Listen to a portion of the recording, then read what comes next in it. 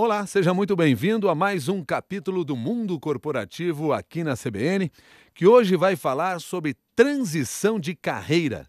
E para conversar conosco sobre esse assunto, nós convidamos o consultor de negócios e carreira, professor da FAAP e da GV, e também sócio da Empreender Vida e Carreira, Rogério Scher, que recentemente lançou o livro Todo Novo Começo Surge de um Antigo Começo. Transições de Vida e Carreira, livro esse publicado pela editora Évora. Rogério, desde já, muito obrigado pela sua gentileza de estar aqui conosco e conversando sobre esse momento importante na vida e na profissão de todas as pessoas. Bom dia. Bom dia, Milton. Tudo na vida vai sair do lugar, nada vai ficar no mesmo lugar. E na carreira não é diferente, né? Agora deixa eu entender uma coisa, que transição de carreira é mudar de emprego? Não necessariamente. Primeira coisa, Milton, eu acho que vale a pena a gente conceituar rapidamente as palavras, né? Primeira coisa, a diferença entre mudança e transição. Mudança é tudo aquilo que vai acontecer externamente na vida do indivíduo. É aquilo que acontece externamente a ele, ao seu redor. E transição é aquilo que vai precisar acontecer de transformação dentro dele. E aí a gente fala sobre valores, crenças, hábitos. E essa é a parte mais difícil de viver qualquer transformação, tanto quando você está dentro da mesma organização ou quando você vai de uma para outra. As pessoas não resistem tanto à mudança, elas resistem muito mais à transição, sem perceber. Infelizmente, essa resistência, na maior parte das vezes, ela é inconsciente, porque grande parte de nós é um zumbi andando por aí. Zumbi no sentido de inconscientes para si mesmos, com baixíssimo nível de autoconhecimento, fazendo escolhas inconscientes. Agora, toda mudança exige uma transição? Na realidade, ou talvez o capítulo maior dessa história toda são transformações. Transformações que se operam por meio de mudanças e transições. Nem toda mudança vai impactar uma grande ou qualquer transição dentro de você. Então, não, a resposta é não necessariamente. Mas a gente vai sempre viver algum tipo de transformação. E, Milton, primeira coisa que eu queria te dizer, que foi o meu grande aprendizado de lidar com aconselhamento de carreira. As pessoas não vivem transformações só de carreira ou transformações só de vida. Assim como ninguém pode chegar para você e dizer: Milton, eu vou tomar uma decisão de carreira. Só existe transformação de vida e carreira. Assim como só existe decisão de vida e carreira. Ou seja, as coisas não estão dissociadas. Em hipótese alguma. Tudo o que acontecer, Milton, na vida do indivíduo, no seu aspecto pessoal, familiar, amoroso, o que for, vai impactar direto ou indiretamente a sua carreira. Tudo o que acontecer na carreira vai impactar a sua vida. O maior equívoco que eu vi as pessoas cometendo durante algum processo de transição era tentando criar novos caminhos de carreira. Os caminhos são de vida e carreira. Rogério, isso aconteceu muito na sua vida e na sua carreira? Você passou por muitas mudanças e transições? Eu passei. Ô Milton, olha, no ano 2000 eu vivi o pior momento da minha vida e carreira. Particularmente no trabalho, eu lidava com um trabalho com o qual eu não tinha relação de significado e propósito nenhum. Eu estava muito infeliz. E eu queria te contar rapidamente uma história muito rápida, porque naquele ano eu concluí um MBA aqui na USP de Comércio Internacional e nós tivemos a cerimônia do MBA e eu fui o orador por parte dos alunos e, na sequência, o comandante Rolim foi o orador escolhido para estar conosco naquela cerimônia. Eu me sentei, o Rolim, exatamente um ano antes da sua morte, sobe ao palco para falar. Ele com aquele jeito simples e bonachão de falar, eu o ouvia com interesse, mas sem entusiasmo, até que o Rolim ele diz uma coisa que me fez quase cair da cadeira onde eu estava. O Rolim disse o seguinte: sabe, eu quando era pequeno, trabalhar para mim era alguma coisa sempre associada às coisas mais chatas e desagradáveis da vida, ponto. Por isso que eu decidi nunca trabalhar. Quando eu escutei essa frase, a sensação é que a minha cadeira esquentava de baixo para cima e que ela ia cair, comigo ali. Porque a sensação, Milton, é que eu trabalhava em demasia. Na realidade, eu vivia intensamente uma ocupação profissional desprovida de sentido, significado e propósito e que não tocava os meus verdadeiros talentos.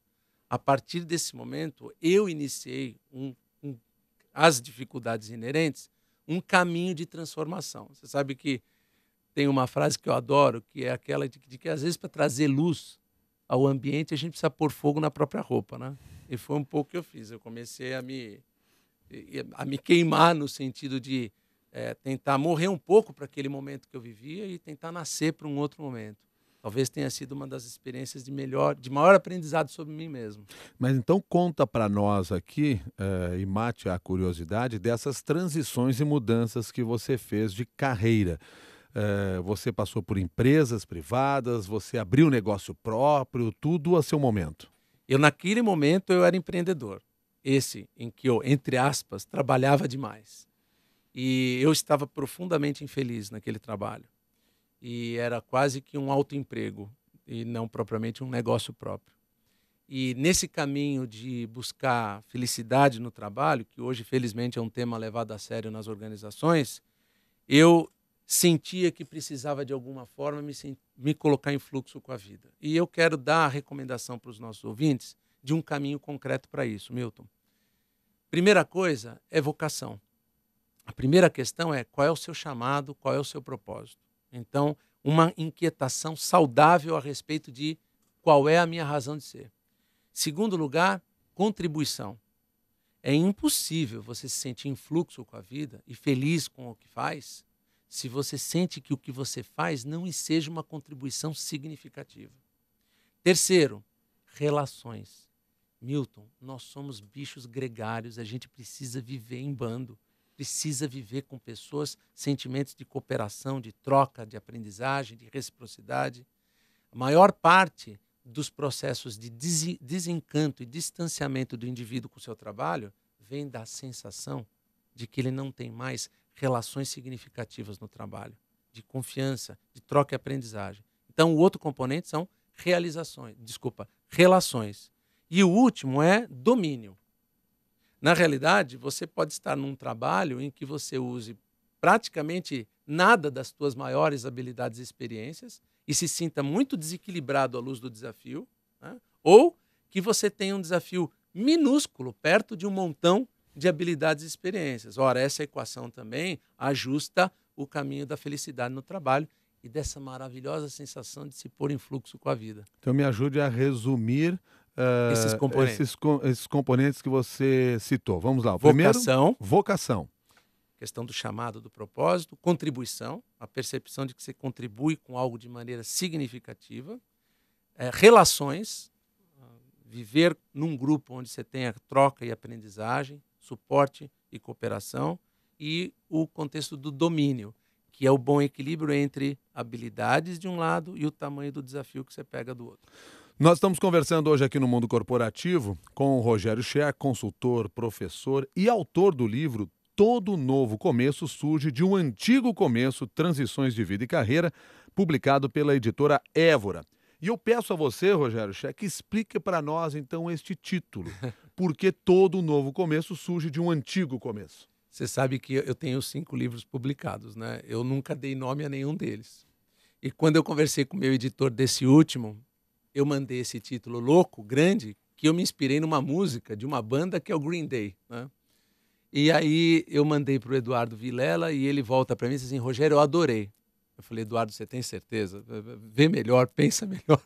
Mas a equipe da editora pesquisou, olhou e realmente fazia sentido esse título. Na realidade, a ideia do título é mostrar que, em que pese vivermos transformações importantes de vida e carreira, há uma certa sensação de continuidade quando você se conecta com o seu propósito. Quando você, Milton, sente que está navegando no seu propósito, no seu chamado, na sua vocação, e que você sente que o que você faz seja uma contribuição significativa, a sensação não é que você tinha que descobrir esse caminho, é que você tinha que lembrar dele. É como se você já soubesse dele há muito tempo. E a história de um novo começo e de um outro começo é essa sensação de estar em continuidade, de estar em fluxo, de se colocar em fluxo com a vida. Mas o caminho mais importante para isso é da autoconexão, é da conexão consigo mesmo. Milton, ninguém se conecta com a vida, ninguém se conecta com o outro se não estiver profundamente conectado consigo mesmo. O que eu vejo a maioria das pessoas fazendo todo dia de manhã é acordando um corpo da cama. Você acorda o corpo, você dá um banho nele, você dá um café para ele, você põe uma roupa nele, e você leva esse corpo para o trabalho. Você lembra que ele tem lá umas atividades para cumprir, você traz o corpo de volta, você dá outro banho nele, alimenta ele de novo, põe ele na cama. No dia seguinte começa tudo de novo, mas não tem ninguém lá dentro, não tem ânima, não tem alma, é um corpo desanimado. Tá, e como é que eu viro esse jogo? Eu acho que essas equações da vocação, da contribuição, do domínio, das relações, elas ajudam. Mas eu queria dar ênfase, se você me permitir, à questão do propósito, Milton. Pode ser? Vamos lá. Milton, nessa questão da vocação, primeiro eu aprendi com o Luiz Seabra, o fundador da Natura, eu aprendi que, onde eu tive a honra de trabalhar, eu aprendi que vocação vem de vocare, né? O seu Luiz gosta muito de fazer referências em latim quando se encontra com as lideranças da empresa. Vocare é chamar, vocatio é chamado. Portanto, vocação tem a ver com essa percepção de qual é o chamado. Veja só, eu trabalhei 5 anos com aconselhamento numa das maiores empresas do mundo, a DBM, de aconselhamento de carreira.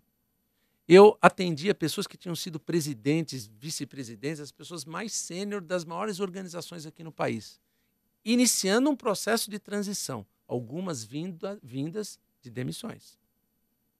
Durante o nosso papo inicial, em geral, eu fazia a pergunta: qual é o seu propósito?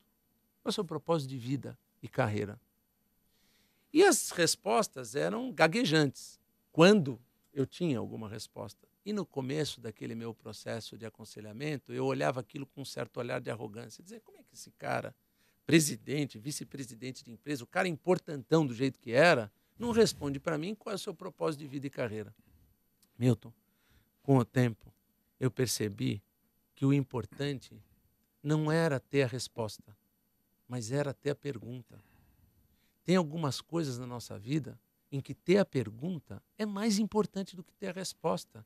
E esse é um exemplo. Mas que hora surge essa resposta daí? Porque tudo bem, você tem a pergunta, eu me pergunto isso, e eu fico pensando que no momento em que você acabou de falar isso, quem está nos acompanhando no mundo corporativo pensou: qual é o meu propósito de vida e carreira? Quando é que a gente chega à resposta? Essa resposta, ela é um alvo móvel. A sensação que você tem quando você conversa com as pessoas que estão já inquietas pelo seu propósito, que já se colocaram na busca e na perseguição dele, é que há, de certa forma, uma sensação de um alvo móvel. Sabe aquela pessoa que persegue algo com a mão estendida? A sensação é só de chegar perto, mas não tocá-lo. É óbvio que as pessoas que estão na busca inquieta do seu propósito são pessoas que conseguem ter realizações mais significativas, você consegue perceber traços mais concretos de felicidade de vida e carreira, então tem algumas evidências objetivas de que parece que as coisas estão dando um pouco mais certo. Mas eu aprendi uma outra coisa, Milton. Essas pessoas não só abraçam uma saudável inquietação com essa busca, mas elas dão muita atenção para os buracos pelo caminho, por aquilo que a gente chama de eventos de descongelamento. Pergunta feita pelo Christian, que está aqui na minha frente, Rogério. Que sugestões você oferece a seus clientes para os períodos de transição? Existem períodos de transição? Existem, bom, se nós estamos falando, por exemplo, de alguém mudando de uma empresa para outra, um período bem específico de transição, para que a minha resposta seja mais útil possível, então eu estou agora entre 2 trabalhos, eu estou num período intermediário entre um trabalho e outro. A primeira coisa, Milton, é lembrar que na nossa história a gente tem laços fracos e laços fortes. O que eu quero te dizer com isso? Conversa com uma pessoa que saiu do trabalho e ela tem que reconstruir um outro passo de vida e carreira. Ela está cheia de possibilidades na cabeça. Algumas que são aquelas que no íntimo dela ela adoraria levar adiante. Outras que são aquilo que os laços fortes dela, família, amigos, o núcleo duro de relacionamentos, espera dela. Então, ela vai conversar com os laços fortes. para o pai, para a mãe, para o cônjuge, para os filhos, e dizem, sabe filho, sabe mãe, sabe pai, eu estou pensando e eventualmente, Milton, a história que ele está pensando em construir seja uma mudança muito drástica de caminho, né? Quer dizer, vai fazer uma senhora transformação. Como é que os laços fortes costumam reagir? Rogério, você ficou louco. Você vai abandonar toda uma história, toda uma experiência. Pensa bem, meu filho. Pensa bem, meu querido. Bom, eles estão necessariamente errados? Não estão. Mas uma coisa que o indivíduo em transição precisa lembrar é que com os laços fortes, a gente tem um contrato psicológico. E quando a gente foi demitido, ou a gente se demitiu, enfim, a gente rompeu esse contrato invisível. Isso significa que as pessoas, Milton, que via você com uma certa identidade de carreira, elas perdem esse referencial. E isso as coloca em transição junto com você. Então, a primeira coisa é, não dá para deixar de ouvir os laços fortes, mas a gente precisa ouvir os laços fracos também. Quem são os laços fracos? São as pessoas da sua rede de relacionamentos que você conheceu mais recentemente, mais ocasionalmente, às vezes até alguns consultores de carreira, né? Que não têm esse contrato psicológico com você, não estão emaranhados emocionalmente com você e, de repente, Milton, podem oferecer para o indivíduo um grande presente. De olhar para ele, de ouvir a sua história e dizer, Milton, você já parou para pensar que você teria uma excelente vocação para tal e qual coisa? Então, primeira recomendação, ouça os laços fortes e fracos. Começa a construir na interlocução com eles uma nova narrativa de carreira e começa a se perguntar, faz sentido? Bom, só que a decisão final ainda é sua. Ah, solitariamente sua. A caneta vai estar É sempre... por sua conta e risco. É por sua conta e risco. E isso significa assumir o protagonismo de vida e carreira. Né? O Carlos pergunta aqui por e-mail se o empreendedorismo pode ser uma saída para a transição. Ah, maravilhosamente. Esse assunto é uma cachaça para mim. Acompanhei vários indivíduos fazendo esse caminho. Milton, olha, acima de tudo, o que o indivíduo em transição de carreira tem que ter na cabeça é que, antes de procurar emprego, ele tem que procurar trabalho. Trabalho e emprego não são a mesma coisa. Há várias maneiras de continuar trabalhando, de levar a sua proposta de valor para pessoas que tenham necessidades que combinem com essa proposta de valor. Uma das maneiras é por meio do emprego CLT, da carteira assinada, do emprego executivo. Mas quando o indivíduo se coloca no mercado, em transição, procurando trabalho e não procurando emprego, o desempenho dele é melhor. Porque, Milton, uma coisa é você pôr uma pessoa para fazer uma entrevista de emprego. Aquela coisa chata, aquela coisa meio que julgadora. A outra coisa é você tirar o chip da cabeça dele, de desempregado procurando emprego, e você põe um outro chip na cabeça dele de alguém que tem uma história de vida e carreira, que constrói uma proposta de valor para vender essa proposta de valor para algum potencial, entre aspas, cliente. Quando você troca o chip do desempregado por alguém que tem uma proposta de valor e que ele quer evidenciar que essa proposta de valor seja uma oferta que combina com a demanda de alguém, esse cara fica matador. O desempenho dele é muito melhor do que o desempenho numa entrevista de emprego. Até mesmo se essa postura dele for adotada numa entrevista de emprego. Se ele tiver com a postura de procurando trabalho e menos procurando emprego, ele vai sair melhor. Qual é o momento certo para você se preparar para a transição? Ótima pergunta. Milton, olha, primeira coisa, quando você começa a perceber que o teu trabalho ele não amplia a tua consciência para os seus pontos fortes, para os teus talentos, começa a dar ensejo a este eventual momento. Em segundo lugar, quando você percebe que o seu trabalho te distancia cada vez mais daquelas 2 ou 3 coisas que fizeram você chegar até onde você chegou, que são aqueles 2 ou 3 talentos. Milton, na nossa vida, a gente tem 2 ou 3 coisas que são a nossa marca distintiva, a nossa referência como portadores de uma proposta de valor. Mas você tem 800 pontos de melhoria. E, infelizmente, o olho viciado da organização é de te lembrar o tempo todo dos teus pontos fracos. É marretar aquilo que é muito ruim para você virar algo um pouquinho melhor. E, lamentavelmente, isso te põe em distância daquilo que te trouxe até ali. Essa é uma estratégia errada das empresas? inconsciente na maioria das vezes. E tem uma razão bem concreta para isso. O que é um cargo, Milton?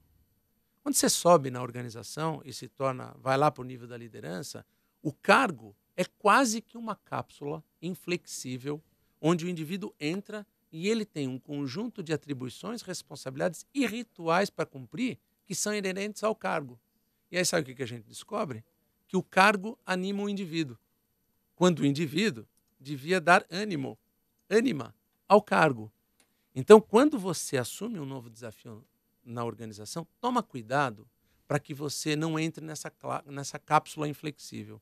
Dê ao cargo o seu ânimo, a sua ânima. Isso significa reconfigura na medida da tua possibilidade o cargo.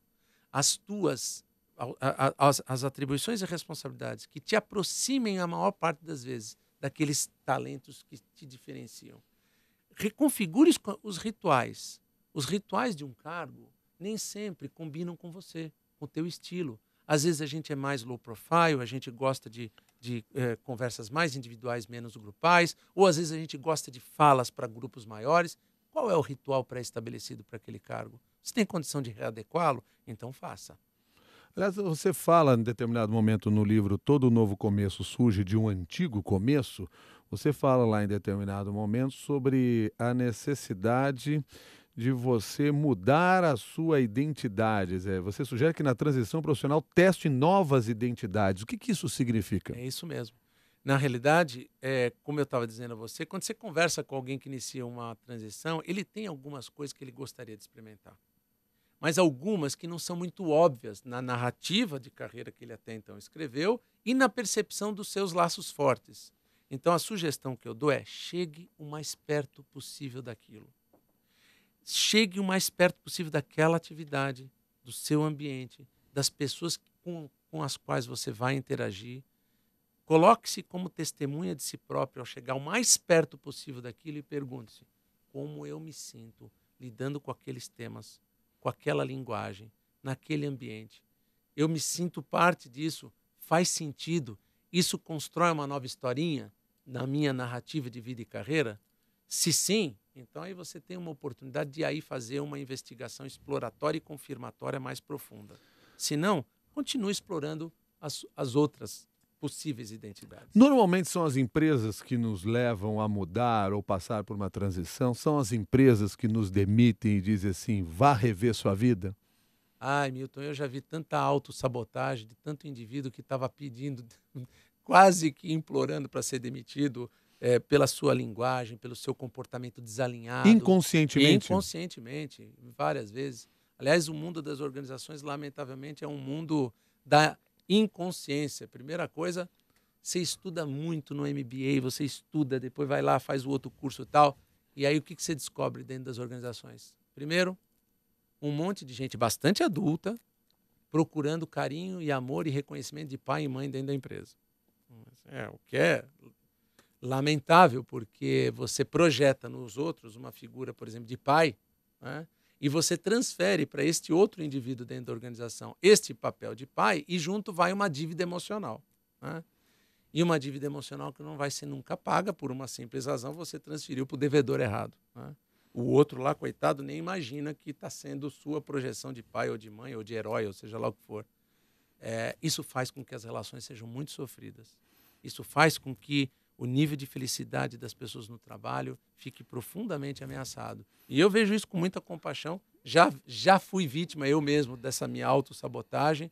Vejo isso, infelizmente, muito presente no mundo corporativo e eu lamento muito.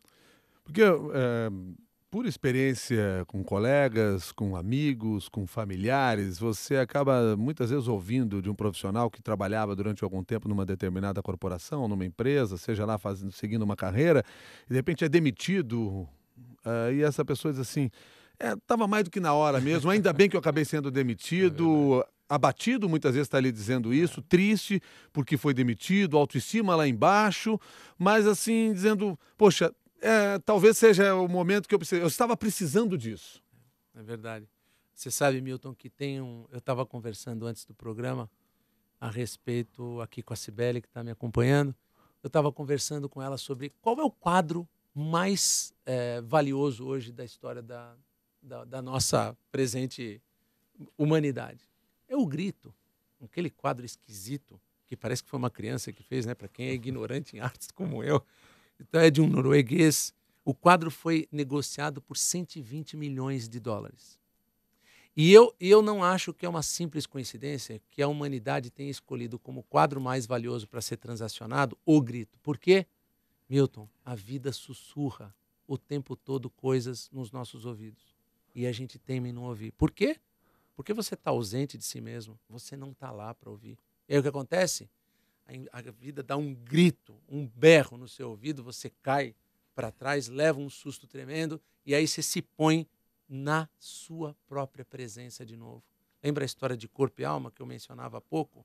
Infelizmente, eventos de descongelamento, pelo menos não escolhidos conscientemente pelo indivíduo, a não ser em processos inconscientes de autossabotagem, são, sintetizando aqui para você, Milton, grandes oportunidades, apesar de dolorosas, grandes oportunidades de amadurecer e de se colocar inquieto novamente na busca do seu propósito. Deixa eu aproveitar a pergunta aqui do Davi Salles, que escreveu para mundocorporativo@cbn.com.br. Nosso ouvinte internauta gostaria de perguntar ao Rogério se ele acha possível mudar de carreira aos 40 anos.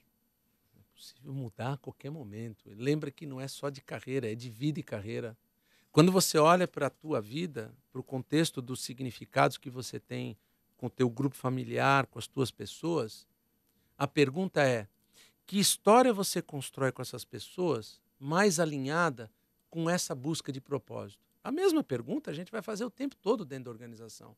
Qual é o caminho de trabalho, de carreira, de vocação que melhor me coloca mais próximo possível dessa experiência de viver um propósito? Eu, há 40 anos, aliás, eu tenho visto uma quantidade enorme de organizações recorrendo a pessoas muito mais velhas do que 40 anos, porque, enfim, nós estamos com falta de pessoas qualificadas em várias organizações, de vários setores, e pessoas de todas as idades têm sido extremamente valiosas para as organizações. As empresas têm ajudado nesse período de transição dos seus profissionais, mesmo que esta transição signifique a saída dele, a mudança de emprego? Lamentavelmente, as grandes organizações é que concentram a maior parte das empresas que têm, por exemplo, o auxílio do outplacement, da recolocação, como parte da sua política de gestão de pessoas. Eu tenho visto, felizmente, por outro lado, uma quantidade crescente de organizações de médio porte, de empreendedores brasileiros, também preocupados com isso. Milton, é que a questão é muito menos trabalhista, é muito mais de uma questão muito simples aqui, olha. Quando você demite alguém, a maneira como esse processo foi cuidado, ela é emblemática, não só para impactar a vida de quem está saindo, mas para impactar quem está ficando. Quer dizer, o sinal que a organização passa para dentro é tão importante quanto o impacto que você causa em quem está saindo.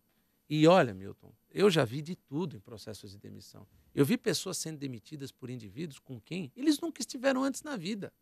Segundo, sendo demitidos por fax, telefone, e-mail. Eu comentava antes do programa com você que eu ainda não tinha escutado alguém sendo demitido por SMS, por torpedo, assim, sendo demitido em dias especiais, às vezes aniversário do filho, algum evento da família, assim que voltou de férias. Assim, qual é o sinal, não só para o indivíduo que sai, mas para quem fica? E quem fica, qual é a pauta de todo o exército que está lá com você? Com eles você está o tempo todo falando de comprometimento, engajamento, resultado, performance. Agora, existe uma estratégia, então, correta para se demitir um funcionário? Qual é a estratégia correta? Então, eu queria te falar da estratégia incorreta. Eu comentava há pouco com você, eu queria compartilhar com os nossos ouvintes.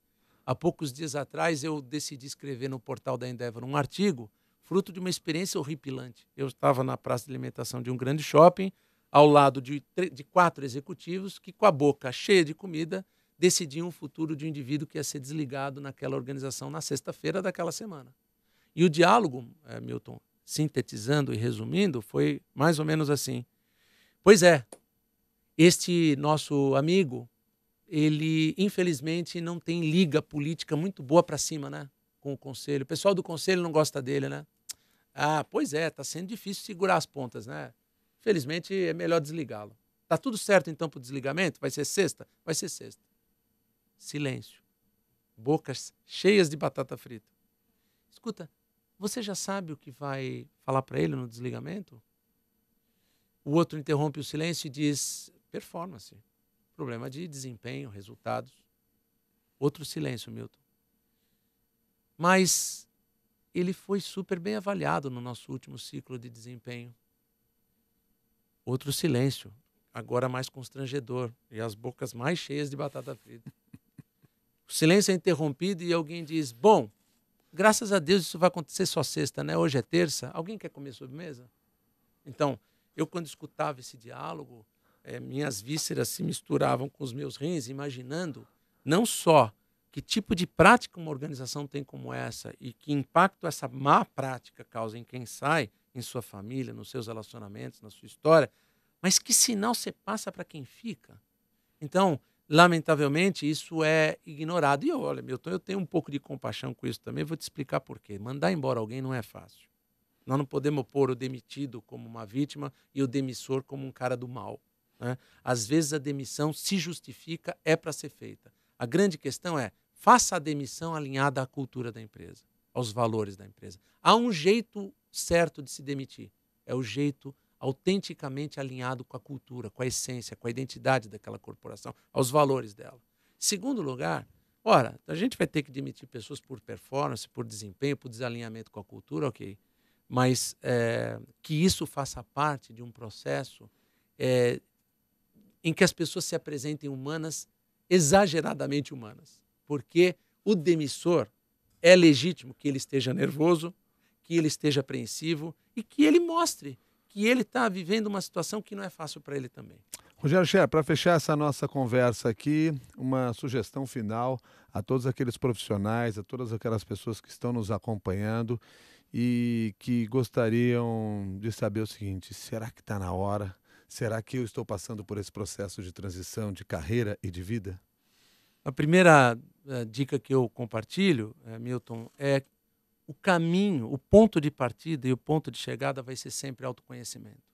É muito difícil você tomar grandes decisões de vida e carreira se você estiver mergulhado na mais absoluta inconsciência de si mesmo. Felizmente, Milton, há vários caminhos para o autoconhecimento. Terapia é um deles, coaching é um deles, o outplacement é um caminho ampliador de consciência, caminhos de espiritualidade, seja lá qual for a religião. A espiritualidade, ela tem a capacidade de conectar o indivíduo com a sensação de que ele está ligado a algo que é maior do que ele. Isso tem uma linha direta com a questão de buscar propósito. Então, a primeira coisa é a questão do autoconhecimento. E lembrar aos nossos ouvintes, sintetizando e aqui finalizando, que nós somos aquilo que amamos. Talvez a melhor inspiração que eu tenha dado para mim, para as mudanças que eu fiz, foi lembrar que nós somos aquilo que amamos. E quero dizer, Milton, que eu estou muito feliz porque faz tempo que eu não trabalho. Tá certo. Muito obrigado, Rogério Scher, pela sua gentileza de estar aqui conosco neste mundo corporativo. Até uma nova oportunidade. Obrigado, Milton. Um abraço aos ouvintes. Muito obrigado. Rogério Scher é sócio da Empreender Vida e Carreira, consultor de negócios de carreira, professor da FAP, da GV e autor de livros também. Entre eles, o livro Todo Novo Começo Surge de um Antigo Começo. Transições de Vida e Carreira, lançado pela editora Évora. A você que participou desse Mundo Corporativo, nos acompanhou aqui no Mundo Corporativo ou mandou suas perguntas, o nosso agradecimento. Lembrando que esta conversa pode continuar nas redes sociais. Converse, compartilhe as suas ideias e as suas sugestões com seus amigos e sugira para que eles nos acompanhem aqui no Mundo Corporativo. Até uma próxima!